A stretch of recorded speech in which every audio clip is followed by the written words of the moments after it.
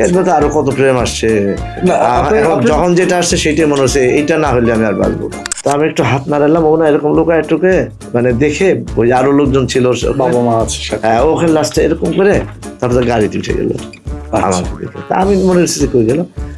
যাক, পরে আমি ওদের নিচের দোতলায় থাকতো, আমিও দোতলায়, সমান সমান ছিল আর কি। নিচতলায় যারা ছিল তাদেরকে আমি চিনতাম। তাদের একজনকে জিজ্ঞেস করলাম যে আমরা ওর নামটা এখন বলবো না, কারণ সে তো এখন অনেক বয়সী একজন, 50 ঊর্ধ্ব একজন মহিলা। তো সে শুধু ওই ছেলেটা বললো কি, ওরা তো আমেরিকায় চলে গেল,